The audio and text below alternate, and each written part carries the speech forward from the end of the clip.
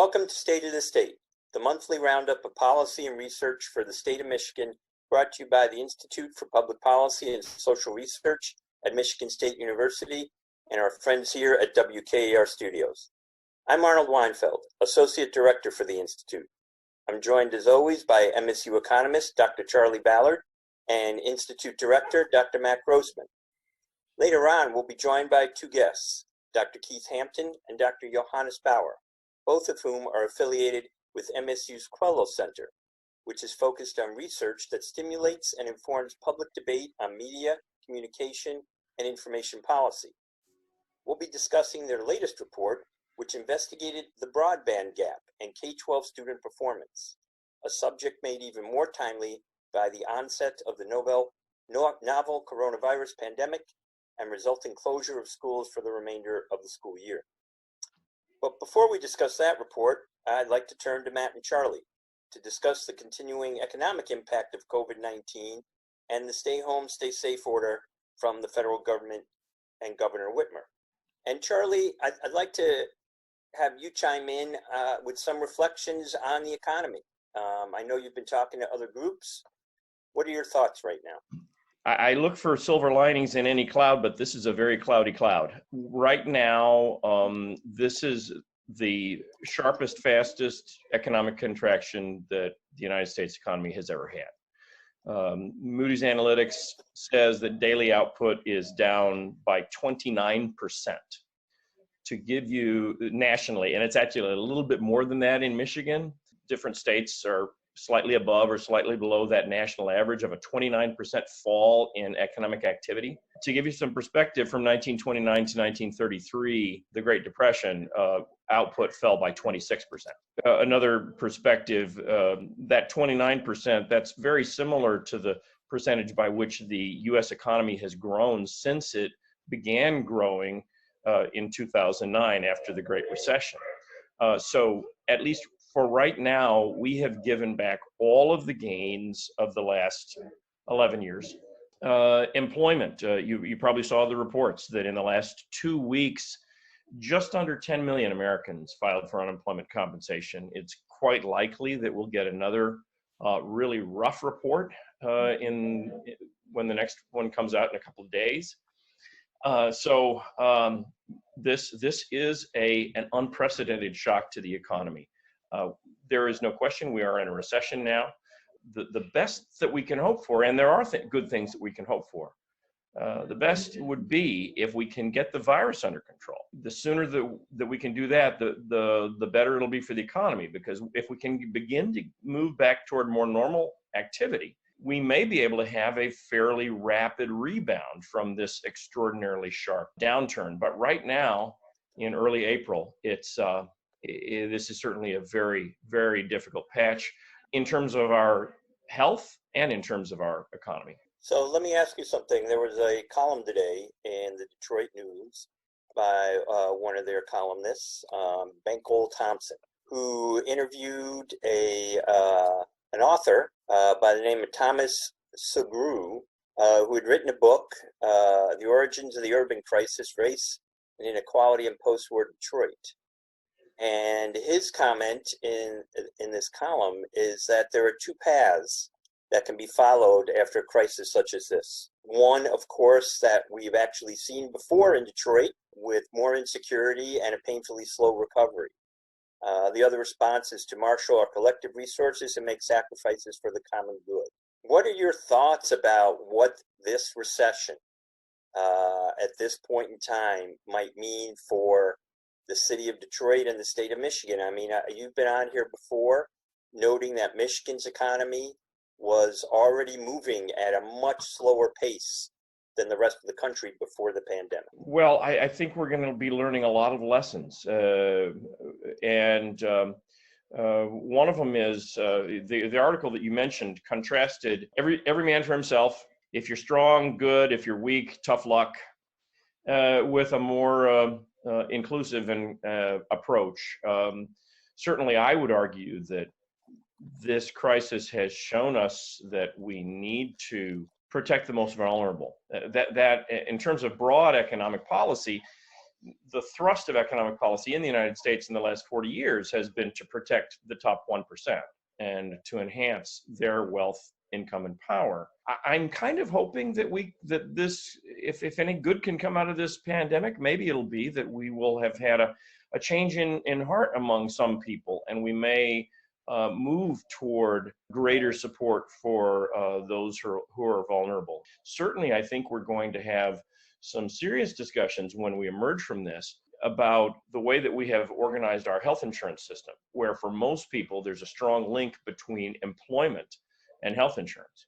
Well, with the estimates running from 14 to 28 million Americans losing their jobs before this is all said and done, and many of them thus losing their health insurance, that's a system that is clearly deficient. And I think we may have that may stimulate some really serious policy debate about making health insurance coverage more universal. I guess we'll see. Matt, any thoughts on your end in terms of the economy or the politics of this moving forward? Well, we often have these hopes that a crisis is going to kind of expand the discussion or make new solutions possible, but that isn't always what happens. And particularly in U.S. state governments, I would expect this to kind of contract the policy space fairly dramatically. That's what happened in the past recession. Everyone sort of cut at the same time. Everyone was reliant on federal resources at the same time and directed spending where they had to get federal resources. And some of the sort of most expansive partisan agendas were dispensed with to deal with kind of the immediate crisis. And so that, I think, has to be your prediction as to what is going to happen, regardless of Charley's hopes. That said, we have now passed 3 bills nationally in Congress where you can put it all on the credit card, unlike in most state governments. And there was some fairly expansive policy, and there's talking about going back. So there is some chance for federal policy to expand in new directions, but I think most states are going to be put in a pretty tough predicament by this virus, the health crisis, and the associated economic collapse. I think it's fair to say that if one listens to many state governors right now, they're already in that position, right? I mean, the federal government, and I've heard the president say that states should make every effort they can to purchase the equipment on their own. That's right. President Trump has certainly tried to leave it to the governors and not provided as much as he could, and not do as much coordination as past presidents have done. So governors are already both fighting and coordinating among themselves.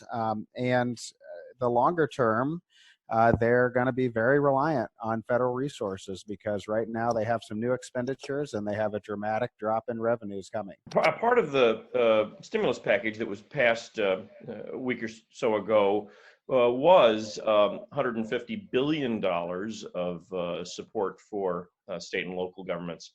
If the state of Michigan can get its pro rata share, and from sources I've spoken to, there is some bureaucracy between us and getting all that money.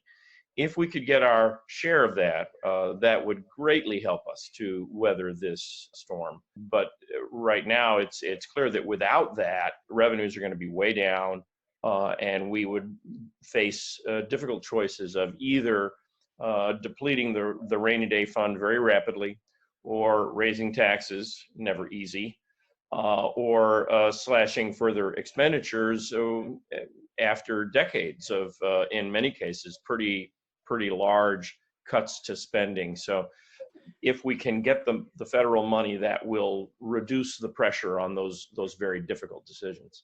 Yeah, right now it's about 1/3 of what we got last time from the stimulus bill in the last recession. There's a possibility for more, but what happened last time is that sort of postponed the cliff rather than necessarily eliminating it. And so it is possible that states could be reliant for a year or two on federal resources, but then still face a cliff after that. To either one of you, the last recession, the Great Recession, as we've termed it, seemed to accelerate major changes in the workplace, especially in manufacturing. We still make things here in Michigan. And, before the pandemic, there was a lot of comment, a lot of discussion about automation and the impact it was going to have over the course of the next decade or two. Any thoughts as to whether or not we might see that sped up and the workplace change dramatically because of the pandemic in this moment in time when companies and manufacturers once again have an opportunity to make those changes? The companies, like the auto companies, for example, with factories shut, they have time to think about longer term issues. I don't think that we're likely to see an acceleration of automation. I just think we're likely to see a continuation of a long-term trend in that direction, which, over the last many decades has dramatically reduced the number of people that it takes to make a car or to make all sorts of other manufactured goods. I think that's likely to continue, and that will likely continue to push in the direction of having manufacturing, instead of people doing hard physical labor, standing at your station on the assembly line and fastening the same 4 bolts 107 times an hour. Increasingly in manufacturing, what you'll be doing is computer systems and analysis and servicing the robots that are doing much of the actual physical work. Well, there's implications for all disciplines and all sectors now and moving forward. And Matt, one of those that our institute, along with the Educational Policy Center at Michigan State University, has investigated is the impact on K-12 education across the country. You want to discuss some of those findings? Well, sure. Nearly every state has closed its schools. Many have already ended face-to-face instruction for the year, and many others will go down that route. And so what we're doing is tracking what states have decided and attempting to provide some of the research background to make some of their transitions potentially more effective. But it is going to be a difficult situation. Essentially, most states that we've seen make moves so far are telling the districts, okay, you need to start distance education as soon as you can. You have to abide by every federal restriction in terms of students with disabilities, or still providing individualized instruction to students with special needs. And we don't have any resources for you, and you need to do it in the next 2 weeks. And that is obviously going to be a big problem for everyone trying to implement it. There are some districts that are prepared to distribute, say, internet-connected devices and provide some kind of curriculum for at least some age groups within their districts. But there is not a single state who was prepared, even to the level that universities were prepared, to shift all of a sudden to providing statewide distance education. And while there's a lot of innovation that we're tracking in terms of being able to make contacts in other ways, for example, some of the research does suggest that the contacts with teachers are most important. So if they can be done by mail or by phone or by text, they could also be effective. And so there are some districts innovating there, but everyone is learning on the fly. And so what we've tried to do is collect on our website what every state is doing, what they're requiring of their districts, and any materials that they're providing to their districts to make that happen. Now, while states are struggling, I think, as you note, it would appear, at least, we've seen in conversations and news reports here in the state of Michigan, there are certain school districts that are able to provide, or where students, a good majority of the students, have the equipment and the access necessary to, do online learning and distance learning. Any thoughts of this, exacerbating, whether it's in an urban area or a rural area, exacerbating the divide, knowing full well that, online access is now important?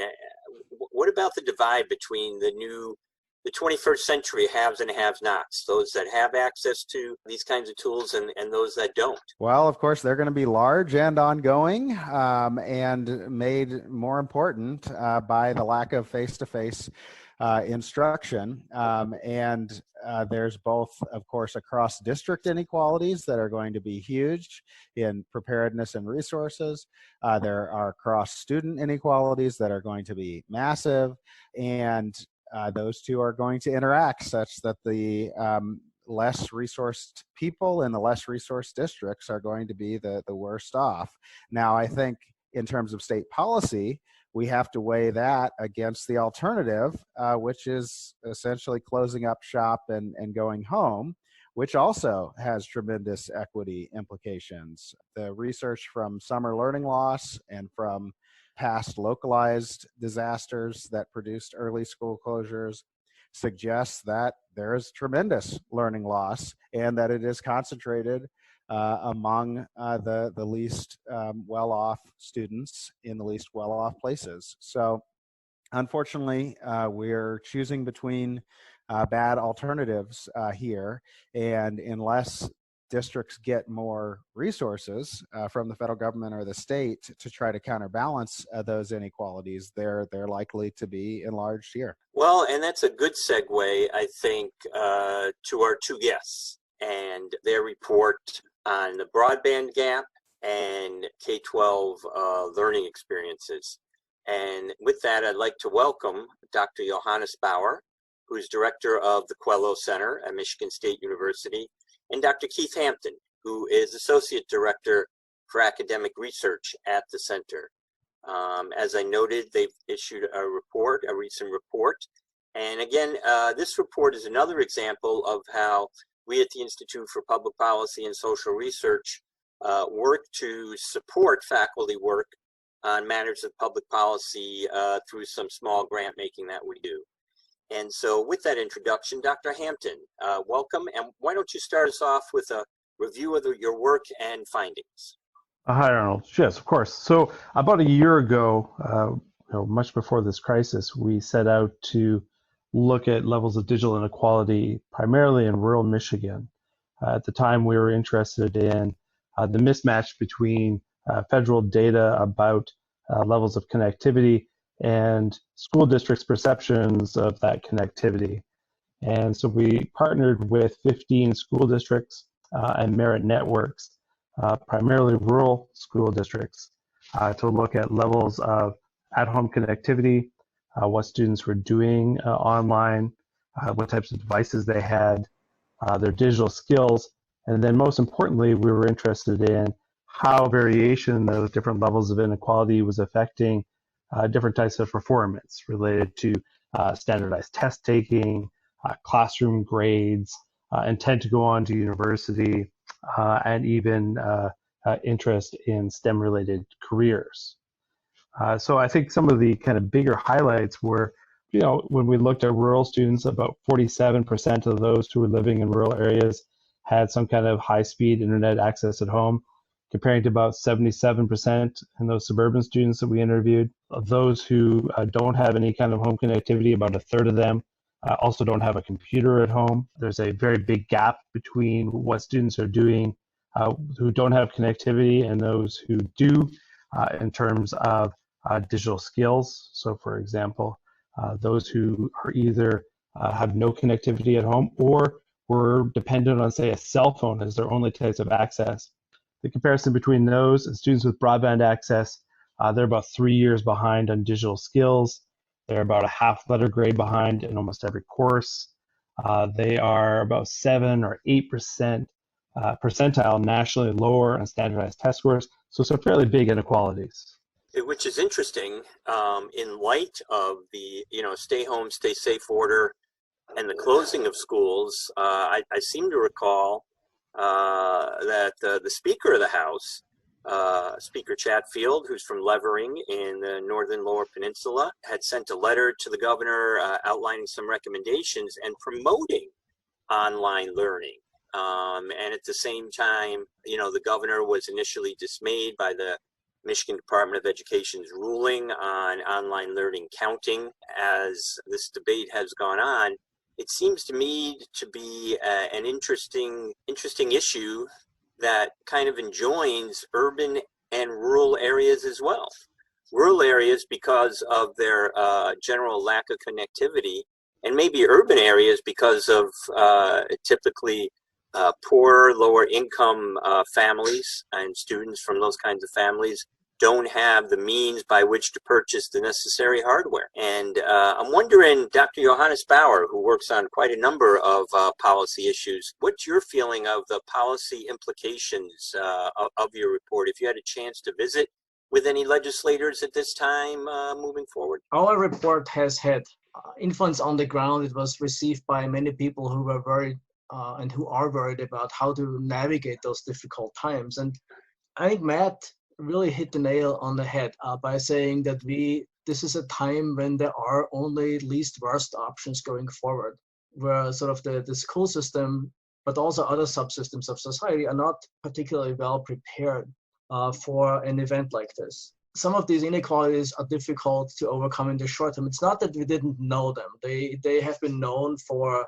decades. 10 years ago, in response to the last crisis, or the latest, I should say, maybe before this one, the federal government issued a national broadband plan that laid out the territory as to what needed to happen to be able to use broadband to increase productivity in the economy, to deliver important government services, to deliver educational services. And we made significant progress in the meantime, but broadband is not yet at all those locations where it should be to really have a second effective mode of education in a crisis like this. But it's not just an infrastructure issue. It's also an attitude issue, and it's a skills issue. And the skills really encompass a lot of different players in that space. One is how the schools teach. The other one is how parents react to technology and how they can support their children. And finally, how students can use technology. So it's an infrastructure issue, it's a device issue, and it's a skills issue. And so there's sort of systemic needs to really rethink how education happens. And I think that's going forward a big opportunity for one, but also a big challenge to make this happen. Yes, I recall in one of my previous careers with the Michigan Municipal League, I was directly involved in the Michigan Telecommunications Act rewrite of 2006, and then very familiar with the Great Recession, the stimulus package from the federal government, which poured in about, as I recall, $250 million to the state of Michigan to expand our broadband networks, especially up until what's known as the last mile, which is that connection between the household and the provider. And it's been many of the rural areas, I think, where we've seen issues with provision of the last mile, is it not? That is certainly true for rural and small town areas. And there are several factors in play. One is the fact that connecting decentralized households with broadband is expensive. 75% of the technology cost to deploy is actually civil engineering work of laying ducts and cables and so forth, or connecting via wireless technologies. Since the United States generally relies on market forces to price and deliver those services, the high cost is an obstacle for many entrepreneurs to deliver to those rural locations. The only condition under which they would do it is at relatively high prices, which then is, of course, an obstacle to consumers to purchase subscriptions. Now, there's programs in place from the federal government, from the state government, to reduce the cost of access for the consumer, but also for the provider. There's high-cost support programs. There's sort of low-income support programs in place for individuals. But those are not far-reaching enough. They don't really reach all the populations that are now affected by this crisis. So what needs to be done is we need to rethink those historically grown programs. Some of them, or most of them, date back actually to the time of telephone service, when the worry was to bring telephone lines to people, which is much cheaper than, of course, to bring broadband. And we need to update those to the current demands. There's, on the one hand, also hope, because technology has become cheaper over time. There's lower cost technologies that can be deployed more effectively. There's probably opportunities to use wireless services or satellite-based internet services in an innovative way that are less expensive than, let's say, to put fiber optical cables to those locations. But as I said before, access is only one part of this equation. One also has to keep in mind that many households are constrained by not having the right devices and not having the skills. And then the last point that I would like to mention here briefly is that this is not just a rural or small town issue. We see the same or even more egregious divides and inequalities actually in urban areas, where the differences between those who are connected and those who are not connected for income or for non-availability issues are as large as they are in rural Michigan. Keith, what are your hopes with this report? Where do you kind of go from here? Well, I mean, that's a great question. I mean, a year ago when we started this, I think our hope would have been, we know these inequalities exist. Let's start preparing so that if there is a disaster, so that if we think about, the outcomes that are affecting different students, that we're prepared to address those. I think the hope today is much different than it was a year ago. And so now I think our hope would be that in reviewing the report, that policymakers think about when we're releasing this technology to address issues of connectivity for students, that we're not just stopping at issues of connectivity. I think Johannes, addressed this really nicely, and that it's really also about skill and devices. Cell phone only access is not equivalent to having high-speed access in a computer in the home. And even once you overcome these inequalities in access, students are going to experience massive differences in their digital skills and ability to engage online with content. And that's even before we address inequalities in parents and teachers' digital skills. Right, and I think as your report, and maybe you pointed this out, noted, those that have, and I think one of you may have discussed this, that those with these kinds of tools, devices, and access have better opportunity at post-secondary education. Is that correct? Yeah, that's correct. So those who are both higher in digital skills and those with broadband access are much more likely to say that they're going to go on to post-secondary education. And they're also more likely to say that they're interested in STEM-related careers. We do know that post-secondary education skills, whether going to college or technical training, has a lot to do with economic prosperity. Charley, are you there? Can you speak to at all the impact of post-secondary and higher education to one's economic prosperity if you're there? I know Charley's done a lot of work on that particular matter, especially with Michigan Future and Lou Glazier about higher education and the importance of post-secondary education. And so I think what your report, Keith and Johannes, helps to emphasize once again is indeed the importance of having access to the tools, to the necessary digital piece and technology that it takes to get ahead in life. I mean, and that's really what I think access to broadband is these days. It's essential to economic prosperity as electricity and the telephone was in the 20th century. Charley, you there? Yeah, I'm there. Actually, this is a great illustration of some of the things that you're talking about, because I had my computer burped, and then I was tossed out of the Zoom, and then I had to get back in. And so these are the kinds of problems that you don't face when you have face-to-face meetings.